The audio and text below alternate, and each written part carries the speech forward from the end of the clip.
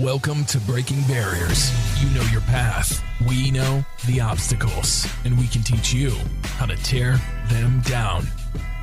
And now your host, CEO and founder of Adapting Social, John Vigero. All right, guys, welcome back to Breaking Barriers. I am particularly excited today to have with us Tara Williams.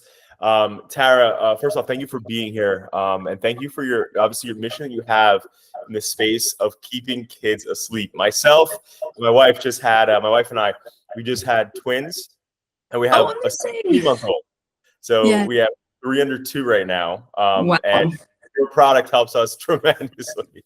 I love that. That's amazing. Yeah. So for people like, who is Tara Williams? What is Dreamland? Give us a quick little intro. Yeah, quick intro. Okay. Hi. Well, first off, where should I start? So I have 4 kids, and my youngest son, Luke, who is now 6, I made this product for him when he was 6 months old. He was still waking up every hour and a half, which is like a newborn for those new parents listening.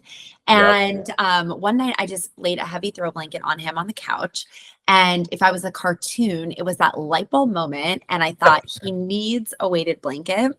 So I literally raced to my computer. I got into Google. Nothing came up. Things on Etsy or like homemade loose blankets that were weighted, that were smaller, indicated for children or babies, but nothing in a wearable fashion with an even distribution of weight, which is our current weighted sleep sacks. Right. So called my mother-in-law. She's a master seamstress. About 2 weeks later, she got our first prototype. We put it on Luke, and that night he slept for 12 hours. It was truly like, we actually thought it was a fluke. We're like, okay, hold on. We need to check this tomorrow during nap and, the next night. And he had taken really like 30-minute naps, 45 minutes, just like on and off, crying, waking up. 3-hour nap that night, slept for 12 hours. We were like, oh my gosh, this is the greatest thing ever. So at the time, like my background prior to starting this company, I had been in the medical device space. So I worked for some large corporations, but during those 10 years, I was at 2 different startups. So I definitely felt Were you like in the sales space there, or what were you doing there? Yeah. So I was in sales and market development at both of them. So I definitely had a foundation to starting a business, and I had seen it really firsthand, all the different pieces of it. I also went to Bentley University, which is a very, it started as a business school in the 50s. Like, it's very business, very entrepreneurial, which now I feel like is really common, but I graduated in 2009. So at the time, that was pretty unusual that people were getting that level of just business and entrepreneurial information, I would say. So I was a finance major.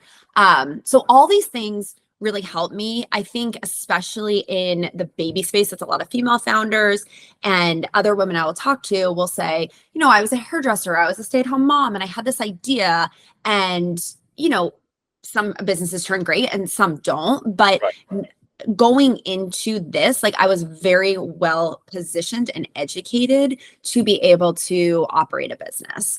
I don't think entrepreneurialism is for everyone. I know it's the hot thing right now, but I really felt like I was, even from a young age, I was like, I want to be a business owner. Like, I had this like cleaning business in high school, or I would work at, I would only work at places that I could earn tips. So I'd work at like a coffee place, or I was like the cart girl on the golf course. So I'm like, I can get tips. So the harder I work, which parlayed me into sales and all of it. So that's a quick bit on me, probably more than you want to know. No, that's actually really helpful. And I think one of the things, because like a lot of times on the podcast, what we try to like dive into is like, what was like some of the core stories or things that attributed for you to start your business or be able to feel confident in it. So you having that medical sales and that market development background makes sense. That obviously that helped propel you and understand just the business acumen. So that makes a lot of sense. I bounce around a lot here. I'm very type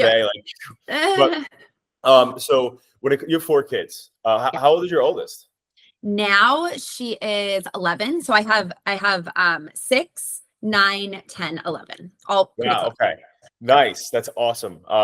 So me and my wife always talk about this, but my curiosity to you, right, is a lot of people, I'm not sure about your upbringing and obviously when you were a child, like what that looked like over in Boston, but a lot of people who typically have an entrepreneurial, let's say like a natural, like they're inept to be entrepreneurs based on their upbringing or their environments, right? Because they needed money or their family didn't have money, or there was a struggle that was around them and stuff. Yeah.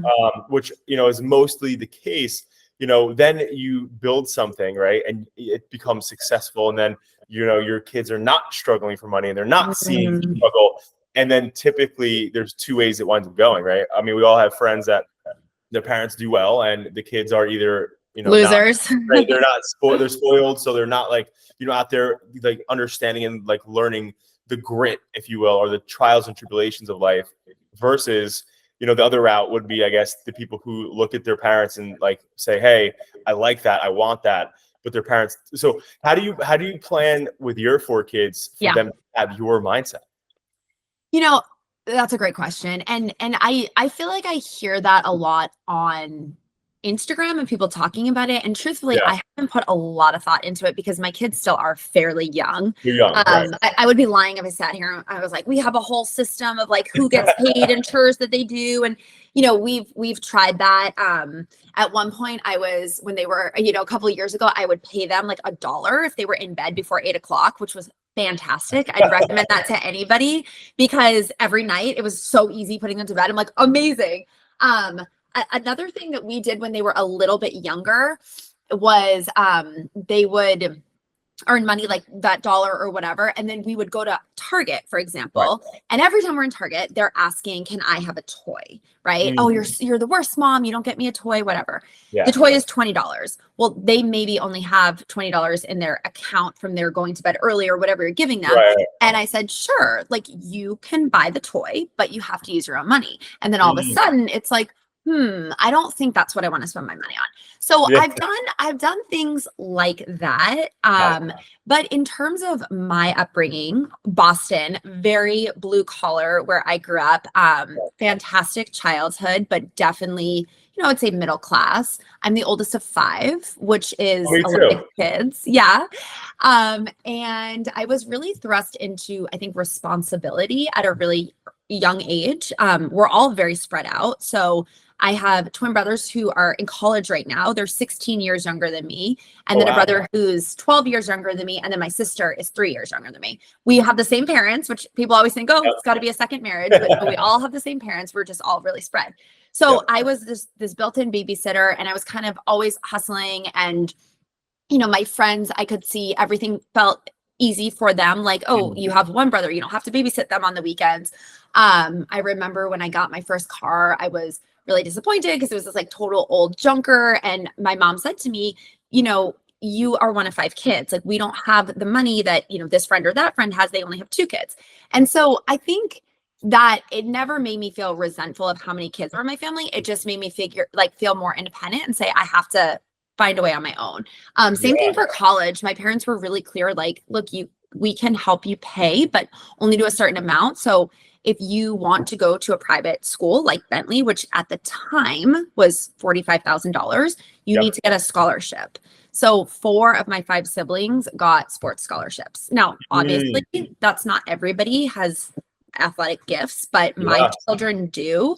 So my husband played D1 basketball. I played soccer in college. And I had told them, we were talking about, college and whatever. And I told them I have this college fund for them. And they said, so I don't have to pay for college or something to that effect. And I said, well, no. I said, you need to get a scholarship to college. And I said, it can be anything. It can be for sports. It can be for academics. It can be, but I said, you need to pay for your own college. Yeah. So, I think it's just setting up to them that, look, you are still going to be responsible for things. You still, I think it was, oh my gosh, was it Shaq? I think he said this. He's like super famous for this. He said his kids are gated community gangsters and that he makes it very clear they are not rich. Right. Yeah. And I thought that was really, and again, that's his kids. My kids aren't quite old enough to grasp that reality. You don't want to scare them like, oh, mom and dad might foreclose on the house. Like, so it's not, I think there's definitely a line between saying like, we have money or we don't have money or whatever. But I think for my kids, like I have a certain mindset from how I was raised. Now, my husband, on the other hand, was raised very affluent, completely different from me, like private jet affluent. So, but he's also very successful. So I think it can really go either way. And his parents paid for college and they gave him the new car and all of these things. And he thought he would do that with them, but he's successful in a corporate environment where I do think having the grit and the something to prove really goes a long way when you're an entrepreneur, because you are willing to take risks that most people aren't. And you're willing to, what's that other quote? It's like, you're willing to put in the work to have the life that others can't because they won't. Right. Yeah. So I, definitely sacrificed for this. And I would not say by any means am I on the other side. I'm 5 years in. So it's still, a pretty new young company. But it's definitely, I didn't take a salary for 2 years and now I have a salary and I'm able to employ people and it's starting to kind of go in that direction, which is really exciting. Yeah, congrats on that. That's amazing. And I love everything you said. And I think there's so much to dive into. There's a lot of golden nuggets that people can take away from that from both sides, because being a parent, obviously, like the one thing I've read this, and it's like rarely will children normally ever listen to their parents, but they'll always watch what you do. And so, it's one of those things where it's like, we're going to say, but they're watching us. Right. So I think that's awesome. I also love the scholarship component of it. And I think that's such a good one, because I am super, super frugal. Like we live so far beneath our means. Like it's insane, but they help me put together the Costco order each week. And they know that we can only choose the snacks that are on sale. Like that's because I'm like, you can choose any snack, but like, let's get the ones that are on sale, like in this list. So I definitely show them, and I always tell them how expensive things are, right? Like, I'm like, oh, those shoes are $80, but these ones are on sale and they're $40, like, and they look very similar. Which one do you want to choose? So yeah, I love that piece too. Yeah, it's really beneficial, because at the end of the day, you're teaching them something, right? That like at one point in time, you and many people were in a different perspective of like, you wanted the car, but you couldn't get the car at that time. Right. It is pretty wild though. I'm also the oldest of 5. And I wrote that down because I'm like, I wonder if because I had to be extremely resourceful, when I was young too, to support and help and other things like that. So it's very, very cool. So talk to me about the 5-year journey. So with Dream, so, what has been one of your like most difficult challenges to date that you have faced? I launched the company in September of 2019. So we were rolling right into COVID as we started getting some traction. I think another thing that's really interesting is I am a solo founder. I am finding more and more that's pretty rare. And especially in the sense that like my husband had no interest in joining the business. He really had his own thing going. So I really didn't have the support from him. I mean, obviously he was like, great, do whatever you want, but it wasn't in the sense of where he's helping me or looking things over. Like it's always been my own thing. I ran the company by myself for the first, my first hires I brought on in the spring of 2021. So it was always there was a lot going on, but I have realized talking about your like type A, well, I have ADHD. So my brain is like always moving. And I always thought it was a negative, but being a business owner, I realized that I can take on an incredible amount of stress in different projects and it doesn't rattle me.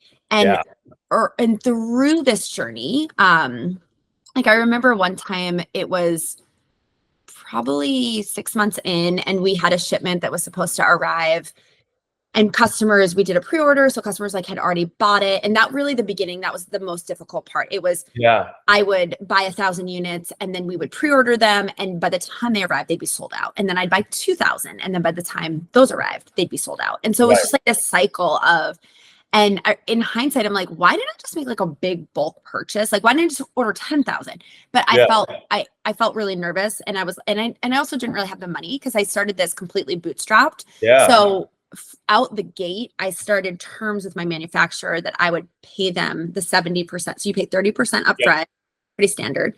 And then 70%, oftentimes people pay it when it leaves the factory. But I negotiated that I would pay them 70 days after it left the factory.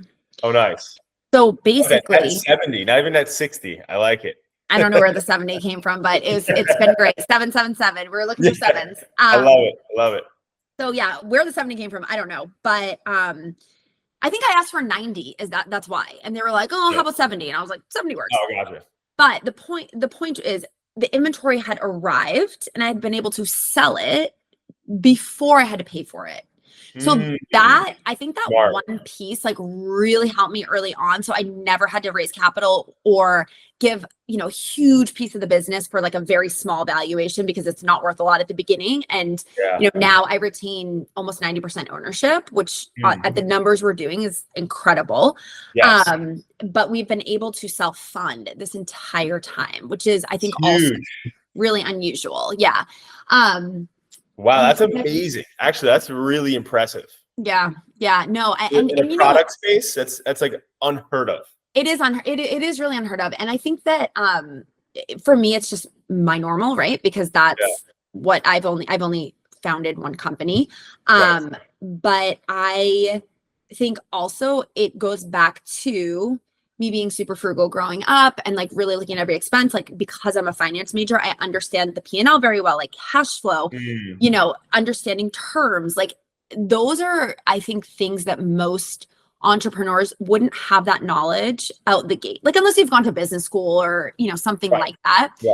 But I just think everything is, everything you do in your life is like, some things might seem random or a waste of time or whatever, but I feel like it all comes together for a moment. And for me, it felt like the culmination of all the things I had done, random jobs in high school, from my career jobs to being a mom, like it all like meshed when I came up with Dreamland, baby. And it's like, honestly, the last 5 years have been the absolute time of my life. People always ask you like, what's really hard about this? And I'm like, it really hasn't been hard because the product works incredibly well and word of mouth for us is super strong. So it really has felt like the wind has been at our back this whole journey. And, nothing is easy. I work really hard, but on a scale of easy to hard, this is definitely tilting toward easy thus far. Right. But now I will say this. I thought, okay, I've learned the e-commerce playbook and now I could launch anything. I could have a water bottle brand. I could have an eyelash brand. I could do whatever. However, we launched pajamas and our pajamas are actually incredible. We over-engineered them, worked on them for a full year, came out with cotton, realized people wanted bamboo, added some proprietary features, got this incredible Luxe Sweet blend. Like we did all the things, all the research. We launched them and it was like, nobody knew about them. And even my sister, who has 3 young kids, like our biggest fan. I remember we had him for a couple months and she's like, oh, you sell pajamas now? And I was like, yes. Like, how did And so then we start looking to run like, Facebook and Instagram ads. And it's just not converting. Like it's converting, but we're losing money, right? Where on the sleep sacks, the weighted sleep sacks, we put them up and, immediately there's conversion. It's profitable first order. Like people understand the value. It's a problem solution product. So somebody has the problem of not sleeping. This offers a solution. Like it's a very obvious versus, okay, bamboo pajamas, while they might have an amazing hand feel and they're soft and cuddly and they fit incredibly well. And, we have these little gloves and feet on them that are very neat and, kind of a new concept. They don't need them. Like it's a nice to have, but it's not it's a luxury, I guess.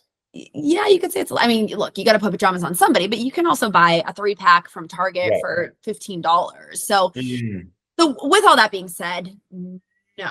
While I know the e-commerce playbook, a huge component of the success of this brand is the product, that it just problem solution works incredibly well and word of mouth from existing customers. So, there's definitely two, 3 repeat customer or founders. But I think the idea is a really strong piece of that. Because like I said, right now it's like, oh, it's hot to be an entrepreneur. Maybe like in the 80s, it was like, you want to be a banker or whatever. Right. But it's just like, you need a good product. I feel like anybody thinks they can drop ship anything. And it's like, no, you need a really good, and you need a brand. That's another thing that I I think that piece, it was almost like unbeknownst to me, but I was building a brand, and I was really focusing on, like, when out the gate, I thought, what do I want? Like, I am the Nordstrom customer. And what do they offer? Incredible quality, incredible customer service, great return policy, easy shipping, free shipping, so it was like, I want to offer all of those things to our customers. And like, quality has to always be paramount in this product. And so with that, you are building a brand, right? And then as I started to hire people, one of my first hires, she's now my VP of marketing, but she's absolutely incredible on branding. So that's something that I just really, again, I don't know if I was looking for somebody who was an incredible brander, but she was. And so we really truly have built both this customer base and word of mouth, plus, somebody to build the brand. And that's really, really critical as well. That's everything. And honestly, it's really cool though, that just going back to the fact that, like, I'm still in shock that you guys haven't had to, like, get debt to buy products. It's huge. It's such a huge thing. I think a lot of people who eventually want to be in the e-com or, product space can learn something from that. So I think it's massive. Do you guys have any brick and mortar spaces anywhere? Like, is there any, like, locations where people are like, oh, I walk by and I see, Dreamland? Yeah. So we're in store in Target, in, I want to say about a third of the Targets in the baby section. And then we are in, oh gosh. Oh, no, do you have any physical only Dreamland? Oh, like, no. Location? Gotcha. No. Okay. I think we would need to build out the assortment further to be able to support that. And I don't, with being so specialized, but look, one day when I think about the 5-year plan, 10-year plan, I imagine we drop the baby and we are Dreamland, and we have baby, toddler, child, adult, and it's really all things for the sleeping space. So we are currently, we started with the weighted sleep sack, and that is our hero product. That's what we're known for. But we have branched out into baby and toddler, all things. So pajamas, baby blankets, weighted blankets for kids, burp cloths, bandana bibs. Now we have onesies, short sleeve pajamas. I mean, really all the things. We have a sound machine nightlight, all the things that are happening in the nursery. At some point, I would love to have, like, a crib. I would love to have bedding, like, really the full experience. So a customer can come and know, I am building my dream nursery. It's a one-stop shop with this brand, and then go up to toddler, and then child, and then adult. So that's definitely doesn't happen overnight. And I think that we have to earn our place in the market to say, like, hey, look, we can enter these spaces, because I think if we tried to enter it right away, we would have confused the customer on who we are and what our identity is. But yeah, I'm really excited for the next, I see myself running this. I don't know. I don't see an end. Like, I'm like the next 30 years. So if a company came in and was like, hey, we want to buy you out, and offered you, like, a number that was like a big number, that your number, would you consider it? I'd consider anything. But I truly love it. Like, we have an amazing team. We're all remote, which is crazy too. And I never thought we would be that when I launched. But again, going into COVID, it was just what people expected. They're like, I'm not going to come into an office right now. And so as I was building my team, people weren't going into an office, and it just evolved in that way that we're all remote.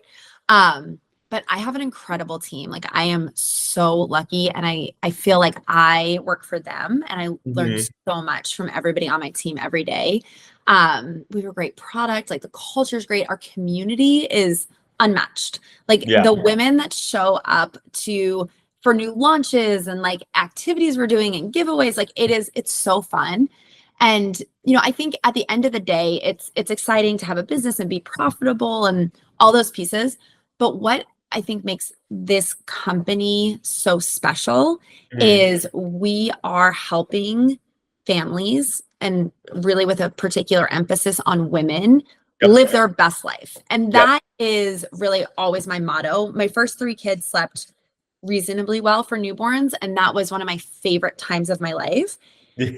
With Luke, he slept terribly, and it was a really, I would say probably rock bottom of my life, truly. Yeah. It was a really difficult time. And when I contrast those two experiences, I realize we can give women and their partners and any caregivers that same experience of joy through starting on sleep. And that is something that is just feels unbelievable to me. We have sold over 1 million sleep sacks, right? So there are a lot of people. Yeah, there's a lot of people with the product. And to know that we've touched that many families, it's just an honor. Like, I don't know, it sounds mushy, but this has been like the greatest joy of my life. I mean, besides my kids and my husband, just being able, I always say it's my fifth baby, but being able to do this has really been incredible. So would I take an amount of money? I would love to get a partner, but I don't think, I think it would be priceless for me to walk away at this point. Right. Yeah. I mean, it's doing what it's supposed to be doing. And yeah, but it's really incredible. You could tell, obviously, you guys have, over 200,000 followers on Instagram as an example, right? So the product is not only doing, its job, but it's also building influence and a brand of its own. And that's the one thing I always say, like, my first business, my agency that I started when I was 17, like, that this year it turned 16. And literally, like I always say, like that is my first child. Like, because the crazy part is when it starts to take on a life of its own, like yours is, where people need it, they rely on it, they're talking about it. Like you're employing people, they're living their lives, they're putting their kids through college, or they're paying their car payment, their rent because of the business and because of what you're doing. It really becomes an identity, and it's pretty special. It's really cool. So I have two last questions for you here. These are more of like challenging / exercise questions. Okay. So I have one that's, I would say, spicy, and one that's a little mild. Which one do you want first? Spicy, for sure. I love it. So we've asked that question for the past 4 years. Okay. We've only had, out of the, I think, close to like 200 or 220 people we've interviewed, only like 3 people have said, give me the easy one. So very in line with entrepreneur characteristics. So I love it. All right. So the first one, so the tough one. So when we think about legacy, you have kids, obviously. And when we think about legacy, more often than not, we think about where your feet are planted today and, what you're going to be remembered by, right? And so I like to reverse engineer this process and think about, like, what's the one thing that's going to supersede you, your kids, their kids, everybody, right? And that's essentially your gravestone, right? And so if your kids were at your gravestone, so like a little movie real quick. If your kids are at your gravestone, right? Yeah. With their kids, right? Yeah. And they were explaining what Grandma Tara was like, right? Yeah. What would your kids say?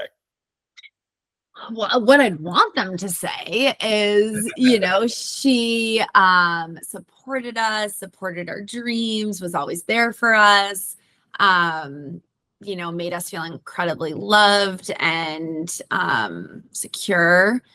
Those are the things I'd say about my mom. And I think I'm pretty similar to her. But, I think they'd also say she had this cool idea from Uncle Luke, and built this incredible business. And that's part of our generational wealth, kids. That's the hope. Love that. And then secondly, when it comes to like tough times and resilience, is there any quotes or adages or anything? It could be a Tara original or something you've heard or picked up, like when it comes to resilience?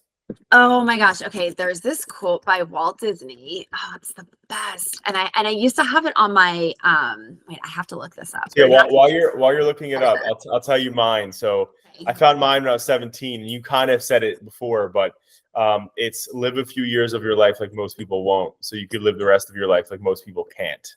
Yeah. That's mine. I love that through and through. Yeah. Okay, I'm going to have to get back to you on this one, but another one, I just Googled it. One actually quote that is in my kid's bathroom. It says, all our dreams can come true if we have the courage to pursue them.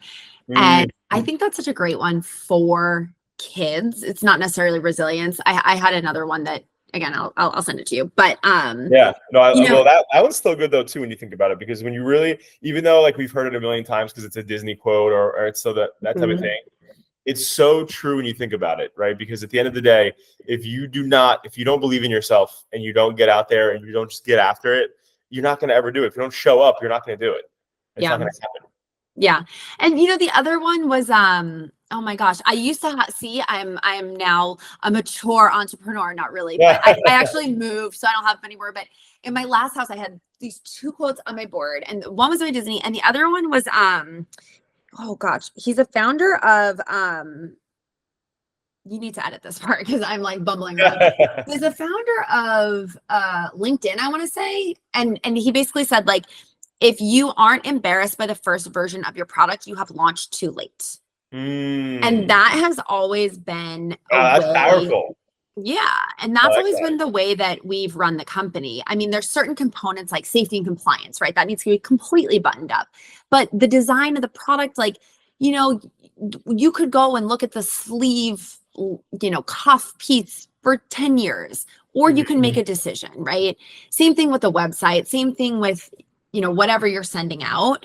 I always tell my team, if it's 90% there, go, right? And even like we're moving warehouses right now. And, I have a new director of operations. I used to do that, shockingly, as of last year.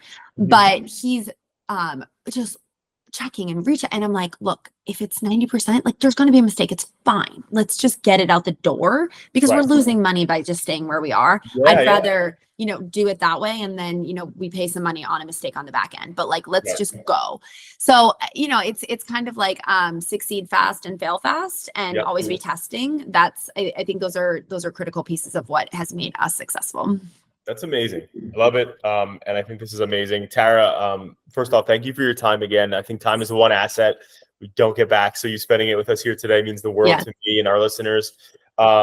Where can people find you? So this is where you plug yourself. So where can they find Dreamland? Give the plug. Okay. Dreamland. We're all things Dreamland Baby Co. So on TikTok, Instagram.com. That is where you can find all of our amazing products and get more sleep. And we'll have to get you guys a code. So we'll put that in the show notes. But yeah, I'm really grateful to be able to join you, John, and share my story. It's always really fun talking about. Yeah, listen, it's really cool because my wife is our CFO for our companies. And she was like, I put out a message to our adapting social company, and in our like Slack type channel, and I was like, hey, who's somebody you guys want to feature? And so a bunch of our team members were like just hitting us up with like, put this person. And my wife selected you guys. Was like, you guys got it. We love them. I love it. So it was really cool. She's super stoked to listen to this. But yeah, thank you for what you're doing. Also, outside of that, though, I have a lot of friends who have kids who like aren't sleep. Like the kids, you said an hour and a half. Like that's so difficult, right? Not getting sleep. So just thank you what you're doing, for what you're doing in that space to help parents in general, but also just in the space of entrepreneurship, right? Because I think at the end of the day, it's so funny. You mentioned 80s was bankers, and entrepreneurship is sexy and cool. But so many, like when you see, stories like yours where you're trailblazing, you don't have, you're not going after banks and debt and all this other stuff. You're doing it the right way, which is way harder. You have a bigger rock going up the mountain when you're doing it that way, rather than just getting a quick fix. But I think what you're doing is amazing. So congratulations on, your success. And obviously it's an ever never ending mountaintop, right? It's like you just got to keep going up that mountain. But thank you again. We're really grateful for you. Thanks, John. Have a great day. You too.